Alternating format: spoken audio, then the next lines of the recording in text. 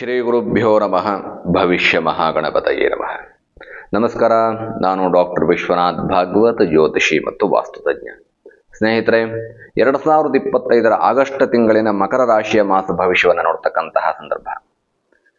ಮೊದಲಿಗೆ ಮಕರ ರಾಶಿಯ ಗುಡ್ ಡೇಟ್ಸ್ಗಳು, ಶುಭ ದಿನಾಂಕಗಳು ಮತ್ತು ಅಶುಭ ದಿನಾಂಕಗಳನ್ನು ಹೇಳ್ತೇನೆ, ನೋಟ್ ಮಾಡ್ಕೊಳ್ಳಿ. 6ನೇ ತಾರೀಕು 7, 14, 15, 16, 24, 25 ಇದು ಶುಭ ದಿನಾಂಕಗಳು. ಇನ್ನೊಮ್ಮೆ ಹೇಳ್ತಾ ಇದ್ದೇನೆ, 6, 7, 14, 15, 16, 24, 25 ಇದು ಶುಭ ದಿನಾಂಕಗಳು. ಅದೇ ರೀತಿಯಾಗಿ ಅಶುಭ ದಿನಾಂಕಗಳು 3, 4, 5, 21, 22, 23, 28 ಅಶುಭ ದಿನಾಂಕಗಳನ್ನು ಇನ್ನೊಮ್ಮೆ ಹೇಳ್ತಾ ಇದ್ದೇನೆ. 3, 4, 5, 21, 22, 23, 28 ಇದು ಅಶುಭ ದಿನಾಂಕಗಳು. ಈ ದಿನಾಂಕದ ಆಧಾರದ ಮೇಲೆ ನಿಮ್ಮ ಯಾವುದೇ ಕೆಲಸಗಳನ್ನು ಆಗಸ್ಟ್ ತಿಂಗಳಿನಲ್ಲಿ ಮಕರ ರಾಶಿಯವರು ಮಾಡುವಂತಹ ಕೆಲಸಗಳನ್ನು, ಶುಭ ದಿನಾಂಕಗಳಂದು ಒಳ್ಳೊಳ್ಳೆ ಕೆಲಸಗಳನ್ನು ಮಾಡ್ಕೊಳ್ಳಿ, ಜಯ ಕಾಣಿ, ಸಕ್ಸಸ್ ಸಿಗತ್ತೆ. ಅಶುಭ ದಿನಾಂಕಗಳಲ್ಲಿ ಸ್ವಲ್ಪ ಒಳ್ಳೆಯ ಕೆಲಸಗಳನ್ನು ಅವಾಯ್ಡ್ ಮಾಡ್ತಾ ಹೋಗಿ. ಹಾಗಾದರೆ ಮಕರ ರಾಶಿಯವರ ಮಾಸ ಭವಿಷ್ಯ ಹೇಗಿದೆ ಅನ್ನುವಂಥದ್ದನ್ನು ನೋಡ್ತಾ ಹೋಗೋಣ. ನೋಡಿ, ರಾಹು 2ನೇ ಮನೆಯಲ್ಲಿ ವ್ಯಥ, ಧನನಷ್ಟವಾಗ್ತಕ್ಕಂತಹ ಸಾಧ್ಯತೆಗಳು, ಆರೋಗ್ಯದಲ್ಲಿ ವೇರಿಯೇಷನ್ ಆಗ್ತಕ್ಕಂತಹ ಸಾಧ್ಯತೆಗಳಿರುತ್ತೆ. ಒಟ್ಟಾರೆಯಾಗಿ ಈ ತಿಂಗಳಿನ ಗ್ರಹಸ್ಥಿತಿಗಳೇ ಹಾಗೆ ಮಕರ ರಾಶಿಯವರಿಗೆ ಸ್ವಲ್ಪ ಅನಾರೋಗ್ಯವನ್ನು ನೀಡತಕ್ಕಂತಹ ಸಾಧ್ಯತೆಗಳು ಜಾಸ್ತಿ ಇರುತ್ತೆ. ಧನ್ವಂತರಿ ಮಂತ್ರಗಳನ್ನ ಹೇಳ್ಕೊಳ್ಳಿ, ಮಹಾಮೃತ್ಯುಂಜಯ ಮಂತ್ರಗಳನ್ನು ಹೇಳ್ಕೊಳ್ಳಿ, ಓಂ ನಮಃ ಶಿವಾಯ, ಶಿವಪಂಚಾಕ್ಷರ ಮಂತ್ರಗಳನ್ನು ಹೇಳ್ಕೊಳ್ಳಿ. ಮಕರ ರಾಶಿಯವರಿಗೆ ಒಳ್ಳೆ ಆರೋಗ್ಯ ಅನ್ನುವಂಥದ್ದು ಪ್ರಾಪ್ತವಾಗುತ್ತೆ. ಅದೇ ರೀತಿಯಾಗಿ ನಿಮ್ಮದೇ ರಾಶ್ಯಾಧಿಪತಿ ಆಗಿರ್ತಕ್ಕಂಥವನು, ಧನಾಧಿಪತಿ ಆಗಿರ್ತಕ್ಕಂತಹ ಶನಿ ಪರಮಾತ್ಮ 3ನೇ ಮನೆಯಲ್ಲಿದ್ದಾರೆ. ಅತ್ಯಂತ ಹೆಚ್ಚು ಶುಭ ಫಲವನ್ನು ನೀಡತಕ್ಕಂತಹ ಜಾಗ. ಆಯುಷ್ಯಕಾರಕನೂ ಕರ್ಮಕಾರಕನೂ ಆಗಿರ್ತಕ್ಕಂತಹ ಶನಿ ಪರಮಾತ್ಮ ಸಂತೋಷವನ್ನು ನೀಡ್ತಾನೆ. ಆಗಸ್ಟ್ ತಿಂಗಳಿನಲ್ಲಿ ಮಕರ ರಾಶಿಯವರಿಗೆ ಸಂತೋಷ ಇರುತ್ತಾ? ನಾನು ಅಂದ್ಕೊಂಡ ಕೆಲಸಗಳೆಲ್ಲ ಆಗತ್ತಾ?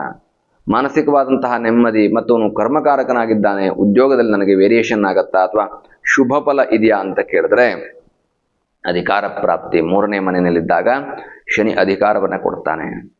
ಇದು ರಾಷ್ಟ್ರ ಮಟ್ಟದಲ್ಲಿ, ರಾಜ್ಯ ಮಟ್ಟದಲ್ಲಿ ಎಲ್ಲ ವ್ಯಕ್ತಿಗಳಲ್ಲೂ ಕೂಡ ಶನಿ ಮಕರ ರಾಶಿಯವರಿಗೆ ಆಗಸ್ಟ್ ತಿಂಗಳಿನಲ್ಲಿ ಅಧಿಕಾರವನ್ನು ಕೊಡೋದ್ರಲ್ಲಿ ಯಾವುದೇ ರೀತಿಯಾದಂತಹ ಸಂದೇಹವೇ ಇಲ್ಲ. 5 ಮತ್ತು 10ನೇ ಮನೆ ಅಧಿಪತಿಯಾಗಿರ್ತಕ್ಕಂತಹ ಶುಕ್ರ 6ನೇ ಮನೆಯಿಂದ 7ನೇ ಮನೆಗೆ ಹೋಗ್ತಾರೆ. ವ್ಯಥ, ಖರ್ಚಾಗ್ತಕ್ಕಂತಹ ಸಾಧ್ಯತೆಗಳು. ಕೈಯಲ್ಲಿ ದುಡ್ಡಿಲ್ಲ ಅಂತಂದ್ರೂ ಕೂಡ ಯಾವುದೋ ಒಂದು ಕಮಿಟ್ಮೆಂಟ್ಗೆ ನಂಬಿಕೊಂಡು ಅಥವಾ ಕಮಿಟ್ಮೆಂಟನ್ನು ಮಾಡಿಕೊಂಡು ಬಿಡ್ತೇವೆ. ಯಾವುದೋ ಬರುವಂತಹ ಹಣವನ್ನು ನಂಬಿಕೊಂಡು ಒಂದಷ್ಟು ವ್ಯವಹಾರಗಳಲ್ಲಿ ನಮ್ಮನ್ನು ನಾವು ತೊಡಗಿಸಿಕೊಂಡು ಬಿಡ್ತೇವೆ. ಮಕರ ರಾಶಿಯವರು ಸ್ವಲ್ಪ ಜಾಗರೂಕತೆಯಿಂದ ಇರಬೇಕಾಗಿರ್ತಕ್ಕಂಥದ್ದು ಅತ್ಯವಶ್ಯಕ. ಅದೇ ರೀತಿಯಾಗಿ ಎಲ್ಲೇ ಹೂಡಿಕೆ ಮಾಡುವಂತಹ ಸಂದರ್ಭದಲ್ಲಿ ಅಥವಾ ಯಾವುದೋ ಬರುವಂತಹ ದುಡ್ಡುಗಳನ್ನು ನಂಬಿಕೊಳ್ತಕ್ಕಂಥದ್ದು ಬೇಡ. ಮತ್ತು ಯಾರಿಗೂ ಕೂಡ ಈ ತಿಂಗಳಲ್ಲಿ ಹಣವನ್ನು ಕೊಟ್ಟು ಸಹಾಯದ ದೃಷ್ಟಿಯಿಂದಲೋ ಸಾಲದ ದೃಷ್ಟಿಯಿಂದಲೋ ಯಾವ ದೃಷ್ಟಿಯಲ್ಲೂ ಕೂಡ ಹಣವನ್ನು ಕೊಡ್ತಕ್ಕಂಥದ್ದು ಬೇಡ. ಆದಷ್ಟು ಹಣ ಸಾಲ ಮಾಡದೇ ಇದ್ದಂತಹ ರೀತಿಯಲ್ಲಿ ನಿಮ್ಮ ಜೀವನವನ್ನು ರೂಢಿಸಿಕೊಳ್ಳಿ. ಇನ್ನು 3 ಮತ್ತು 12ನೇ ಮನೆ ಅಧಿಪತಿ ಆಗಿರ್ತಕ್ಕಂತಹ ಗುರು 6ನೇ ಮನೆಯಲ್ಲಿ ನೋಡಿ, ಪುನಃ ಆರೋಗ್ಯದ ಬಗ್ಗೆ ಕೇರಿಂಗನ್ನು ಸೂಚನೆ ಮಾಡುತ್ತೆ.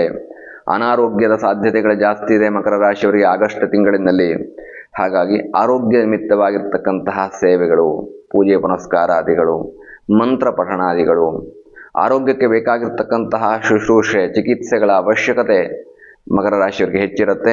ಉತ್ತಮವಾದಂತಹ ಆರೋಗ್ಯವನ್ನು ಕಾಪಾಡಿಕೊಳ್ಳೋದಕ್ಕೆ ಏನು ಬೇಕೋ ಆ ರೀತಿಯಾದಂತಹ ವಾತಾವರಣವನ್ನು ಹಾಗೂ ನಿಮ್ಮ ದೇಹ ಪ್ರಕೃತಿಯನ್ನು ಇಟ್ಕೊಳ್ಳಿ. ತುಂಬ ಉತ್ತಮವಾದಂತಹ ಆರೋಗ್ಯವನ್ನು ಪ್ರಾಪ್ತ ಮಾಡಿಕೊಳ್ತೀರಿ.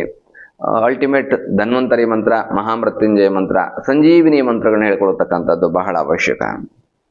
6 ಮತ್ತು 9ನೇ ಮನೆ ಅಧಿಪತಿ ಆಗಿರ್ತಕ್ಕಂತಹ ಬುಧ ಸಪ್ತಮದಲ್ಲಿದ್ದಾನೆ. ನೋಡಿ, ಉತ್ತಮವಾದಂತಹ ಬುದ್ಧಿಯನ್ನು ಕೊಡ್ತಕ್ಕಂಥವನು, ಸಾಧಕಾಧಿಪತಿ ಮತ್ತು ಭಾಗ್ಯಾಧಿಪತಿ ಆಗಿರ್ತಕ್ಕಂತಹ ಬುಧ ಸಪ್ತಮದಲ್ಲಿ ಸ್ವಲ್ಪ ಬ್ಯಾಡ್ ನ್ಯೂಸ್ಗಳನ್ನು ಕೇಳ್ತಕ್ಕಂತಹ ಸಾಧ್ಯತೆಗಳು ಬರ್ಬೋದು. ಯಾರಿಗೋ ಏನೋ ತೊಂದರೆ ಆಯ್ತಂತೆ, ಅಥವಾ ಯಾವುದೋ ಕೆಲಸ ನಿಂತು ಹೋಯ್ತಂತೆ, ಅಥವಾ ಈಗ ಆ ಕೆಲಸ ಮಾಡ್ಕೊಡೋಕ್ಕಾಗೋದಿಲ್ಲ, ಏನೋ ತೊಂದರೆಗಳು ಬರುತ್ತೆ. ಈ ರೀತಿಯಾದಂತಹ ಬ್ಯಾಡ್ ನ್ಯೂಸ್ಗಳು ಕೇಳ್ತಕ್ಕಂಥದ್ದು ಸಾಧ್ಯತೆ ಜಾಸ್ತಿ ಇದೆ. ಇದು ರಾಜ್ಯ ಮಟ್ಟದಲ್ಲಿ, ರಾಷ್ಟ್ರ ಮಟ್ಟದಲ್ಲಿ, ವ್ಯಕ್ತಿಗಳ ಮಟ್ಟದಲ್ಲಿ ಇದು ಈ ರೀತಿಯಾದಂತಹ ಒಂದಷ್ಟು ಪರಿಣಾಮಗಳು, ಫಲಗಳನ್ನು ಬೀರ್ತಕ್ಕಂತಹ ಸಾಧ್ಯತೆಗಳು ಹೆಚ್ಚಿದ್ದಾವೆ. ಇನ್ನು ಅಷ್ಟಮಾಧಿಪತಿಯಾಗಿರ್ತಕ್ಕಂತಹ ರವಿ ಸಪ್ತಮದಿಂದ ಅಷ್ಟಮಕ್ಕೆ ಹೋಗ್ತಾನೆ. ಪುನಃ ಹೆಲ್ತ್ ಕೇರಿಂಗನ್ನು ಸೂಚನೆ ಮಾಡುತ್ತೆ. ಅಷ್ಟಮದಲ್ಲಿರ್ತಕ್ಕಂತಹ ರವಿ ಸಪ್ತಮದಲ್ಲಿದ್ದಾಗ ಒಂದಷ್ಟು ಟ್ರಾನ್ಸ್ಫರ್, ಈ ರೀತಿಯಾದಂತಹ ಯೋಗಗಳನ್ನು ಕೊಡ್ತಾನೆ.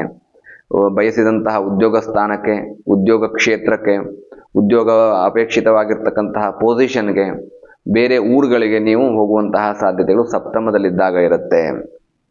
ಆದರೆ ಅಂದರೆ 16ನೇ ತಾರೀಕುವರೆಗೂ. ಆ ನಂತರದಲ್ಲಿ ನೋಡಿ, ಅಷ್ಟಮಕ್ಕೆ ಬಂದ ನಂತರದಲ್ಲಿ ಅವನಿಗೆ ಸ್ವಕ್ಷೇತ್ರವಾಗಿದ್ದರೂ ಕೂಡ ಹೆಲ್ತ್ ಬಗ್ಗೆ ಕೇರಿಂಗ್ ಬೇಕು. ಹೆಲ್ತು ವೇರಿಯೇಷನ್ ಆಗ್ತಕ್ಕಂತಹ ಸಾಧ್ಯತೆಗಳು, ವ್ಯಥ ಅನಾರೋಗ್ಯ ಬರ್ತಕ್ಕಂತಹ ಸಾಧ್ಯತೆಗಳು ಹೆಚ್ಚಿರುತ್ತೆ. ಕೇತು ಅಷ್ಟಮದಲ್ಲಿದ್ದಾನೆ. ಇದಂತೂ ತುಂಬ ಯೋಚನೆ ಮಾಡಬೇಕಾಗಿರ್ತಕ್ಕಂತಹ ಪೊಸಿಷನ್ನು. ಬರೀ ಪಂಚಾಂಗವನ್ನು ನೀವು ನೋಡಿಕೊಂಡು ಜ್ಯೋತಿಷ್ಯವನ್ನು ನಿಶ್ಚಯ ಮಾಡ್ತೀರಿ ಅಂತಂದರೆ ಅಷ್ಟಮದಲ್ಲಿರ್ತಕ್ಕಂತಹ ಕೇತು ಹಲವಾರು ರೀತಿಯಾಗಿರ್ತಕ್ಕಂತಹ ನೆಗೆಟಿವ್ ಫಲವನ್ನು ಸೂಚನೆ ಮಾಡುತ್ತೆ. ಹಾಗಾಗೋದು ಬೇಡ. ಮಹಾಮೃತ್ಯುಂಜಯ ಮಂತ್ರಗಳನ್ನ ಹೇಳ್ಕೊಳ್ಳಿ. ಮೃತ್ಯುವನ್ನು ಗೆಲ್ಲುವಂತಹ ದೈಹಿಕ ಸ್ವಾಸ್ಥ್ಯ, ಮಾನಸಿಕ ಸ್ವಾಸ್ಥ್ಯ ನಮಗೆ ಬರಬೇಕು. ಹಾಗಾಗಿ ಮಹಾಮೃತ್ಯುಂಜಯ ಮಂತ್ರಗಳನ್ನ ಹೇಳ್ಕೊಳ್ಳಿ. ಷಟ್ಪ್ರಣವ ಮಹಾಮೃತ್ಯುಂಜಯ ಮಂತ್ರಗಳನ್ನ ಹೇಳ್ಕೊಳ್ತಕ್ಕಂಥದ್ದು, ಮೃತ್ಯುಂಜಯ ಜಪ ಮಾಡಿಸ್ತಕ್ಕಂಥದ್ದು, ಅಥವಾ ಶಿವನ ದೇವಾಲಯಕ್ಕೆ ಹೋಗಿ ರುದ್ರಾಭಿಷೇಕವನ್ನು, ಬಿಲ್ವಾರ್ಚನೆಯನ್ನು, ಭಸ್ಮಾರ್ಚನೆಯನ್ನು ಮಾಡಿಸ್ತಕ್ಕಂಥದ್ದು, ಭಸ್ಮಾಭಿಷೇಕವನ್ನು ಮಾಡಿಸ್ತಕ್ಕಂಥದ್ದು ಏನು ದೊಡ್ಡ ಖರ್ಚಿನ ವೆಚ್ಚ ಅಲ್ಲ ಇದು ಯಾವುದುವೆ. ಶಿವನ ದೇವಾಲಯಕ್ಕೆ ಹೋಗಿ ಬಿಲ್ವಪತ್ರೆಯನ್ನು ಸಮರ್ಪಣೆ ಮಾಡಿ, ಅಥವಾ ಬಿಲ್ವಪತ್ರೆಯ ಕಷಾಯವನ್ನು ಮಾಡಿಕೊಂಡು ಸ್ವಲ್ಪ ಕ್ವಾಂಟಿಟಿಯಲ್ಲಿ ಅದನ್ನು ಕುಡಿಯತಕ್ಕಂಥದ್ದು, ಇದೆಲ್ಲವೂ ಕೂಡ ಅತ್ಯವಶ್ಯಕ. ಉತ್ತಮವಾದಂತಹ ಆರೋಗ್ಯ ಮತ್ತು ಮೃತ್ಯು ಕಂಟಕವನ್ನು ದೂರ ಮಾಡ್ತಕ್ಕಂತಹ ಪೊಸಿಷನ್ನು ಕೇತು ಅಷ್ಟಮದಲ್ಲಿದ್ದಾಗ ಕೊಡ್ತಾನೆ. ಹಾಗಾಗಿ ಶುಭ ಫಲ ನಿಮಗೆ ಸಿಗಬೇಕು. ಈ ಪರಿಹಾರವನ್ನು ಮಾಡಿಕೊಳ್ಳಿ. ಏಕಾದಶಾಧಿಪತಿ ಅಂದರೆ ಲಾಭಾಧಿಪತಿ ಆಗಿರ್ತಕ್ಕಂಥವನು ಮತ್ತು ಸುಖಾಧಿಪತಿ ಆಗಿರ್ತಕ್ಕಂತಹ ಕುಜ ನೋಡಿ ಭಾಗ್ಯದಲ್ಲಿದ್ದಾನೆ. ವ್ಯಥಾ ಡಿಸ್ಟರ್ಬೆನ್ಸ್ ಇರುತ್ತೆ. ಏನೋ ಒಳ್ಳೆ ಕೆಲಸ ಮಾಡೋಕ್ಕೆ ಹೋದರೂ ಕೂಡ ತೊಂದರೆ ಕೊಡ್ತಕ್ಕಂಥವ್ರು ಸುತ್ತಮುತ್ತ ಮಕರ ರಾಶಿಯವರಿಗಿರ್ತಾರೆ. ಅಥವಾ ಹಲವಾರು ಕೆಲಸಗಳಲ್ಲಿ ಫೇಲ್ಯೂರ್ ಆಗ್ತಕ್ಕಂತಹ ಸಾಧ್ಯತೆಗಳು. ಯಾವುದೋ ದುಡ್ಡು ಬರುತ್ತೆ ಅಂತ ಅಂದ್ಕೊಂಡಿದ್ರಿ, ದುಡ್ಡು ಬರೋದಿಲ್ಲ. ಯಾವುದೋ ಕೆಲಸ ಮುಗಿಸ್ಕೊಡ್ತೀನಿ ಅಂತ ಹೇಳಿದ್ರಿ, ಅದನ್ನು ಮುಗಿಸೋಕ್ಕಾಗ್ತಿಲ್ಲ. ಹೀಗೆ ಹಲವಾರು ರೀತಿಯಾದಂತಹ ಫೇಲ್ಯೂರ್ಗಳನ್ನು, ಡಿಸ್ಟರ್ಬೆನ್ಸ್ಗಳನ್ನು ನಿಮಗೆ ಬರುವಂತಹ ಸಾಧ್ಯತೆಗಳಿದೆ. ಹಲವಾರು ರೀತಿಯಾದಂತಹ ಡಿಸ್ಟರ್ಬೆನ್ಸ್ಗಳು ಬರುವಂತಹ ಸಾಧ್ಯತೆಗಳು ನಿಮಗಿದೆ.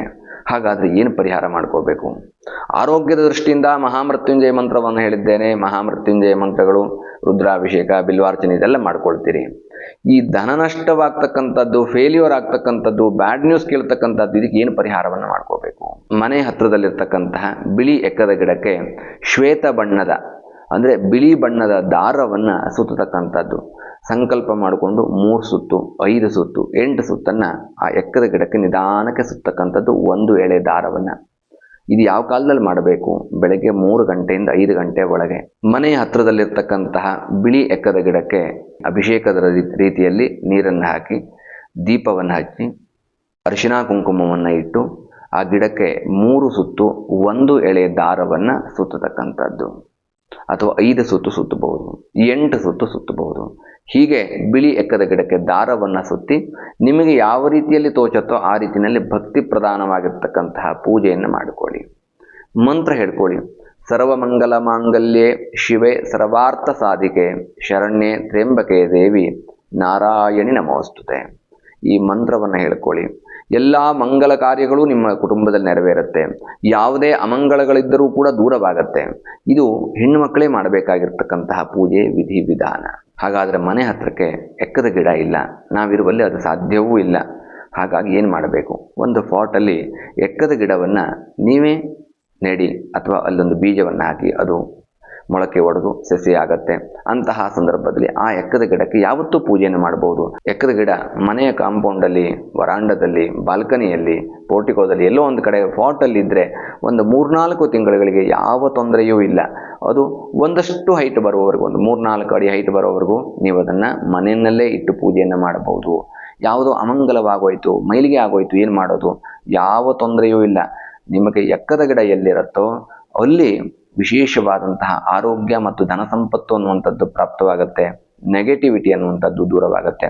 ಪ್ರತಿದಿನ ಬೆಳಗ್ಗೆ 3 ಗಂಟೆಯಿಂದ 5 ಗಂಟೆಯ ಸಂದರ್ಭದಲ್ಲಿ ಯಾರು ಇಷ್ಟಾರ್ಥ ಪ್ರಾಪ್ತಿಗಾಗಿ, ಯಾರು ನಿಜವಾಗಿಯೂ ಕಷ್ಟಪಡ್ತಾ ಇದ್ದೀರೋ ಅವರು ಪ್ರತಿದಿನ ಬೆಳಗ್ಗೆ 3 ರಿಂದ 5 ಗಂಟೆಯ ಒಳಗೆ ಈ ಸಂದರ್ಭದಲ್ಲಿ ಎಕ್ಕದ ಗಿಡದ ಪೂಜೆಯನ್ನು ಮಾಡಿ, ಯಥೋಚಿತವಾದಂತಹ ಭಕ್ತಿ ಶ್ರದ್ಧೆಯೊಂದಿಗೆ ಮಂಗಳಾರತಿ, ನೈವೇದ್ಯ ಈ ರೀತಿಯಾದಂತಹ ಪೂಜೆಯನ್ನು ಮಾಡಿ 3 ಸುತ್ತು, 5 ಸುತ್ತು, 8 ಸುತ್ತು ದಾರವನ್ನು ಸುತ್ತಿ ಆ ಎಕ್ಕದ ಮರದ ಅಥವಾ ಎಕ್ಕದ ಗಿಡದಲ್ಲಿ ಪ್ರಾರ್ಥನೆಯನ್ನು ಮಾಡಿಕೊಳ್ಳಿ. ನಿಮ್ಮ ಎಲ್ಲ ಇಷ್ಟಾರ್ಥಗಳು ಸಿದ್ಧಿಸುತ್ತೆ. ಆ ಭಗವತಿ ಅನುಗ್ರಹದಿಂದ ಮನೆಯಲ್ಲಿ ಅಷ್ಟೈಶ್ವರ್ಯ, ಧನ ಕನಕ ವಸ್ತು ವಾಹನಾದಿಗಳು ಸಿದ್ಧಿಸತ್ವೆ ಅನ್ನುವಂಥದ್ದು ಇಲ್ಲಿ ಶತಸಿದ್ಧ. ಇದಾಗಿತ್ತು ಆಗಸ್ಟ್ 2025 ಮಕರ ರಾಶಿಯ ಮಾಸ ಭವಿಷ್ಯ. ಇನ್ನೂ ಹೆಚ್ಚಿನದಾಗಿರ್ತಕ್ಕಂಥ ಮಾಹಿತಿಗೆ ಕೆಳಗಡೆ ನಮ್ಮ ನಂಬರ್ ಇದೆ, ದೂರವಾಣಿ ಕರೆಯನ್ನು ಮಾಡಿ ಅಥವಾ ಬಂದು ಭೇಟಿಯನ್ನು ಮಾಡಿ ನಿಮ್ಮ ಭವಿಷ್ಯವನ್ನು ತಿಳಿದುಕೊಳ್ಳಿ. ಉಜ್ವಲವಾದಂತಹ ಭವಿಷ್ಯ ನಿಮ್ಮದಾಗತ್ತೆ. ಶುಭವಾಗಲಿ. ಶುಭಂ ಭೂಯಾತ್. ಲೋಕಾಃ ಸಮಸ್ತ ಸುಖಿನೋ ಭವಂತು. ಸಮಸ್ತ ಸನ್ಮಂಗಲಾನಿ ಭವಂತು.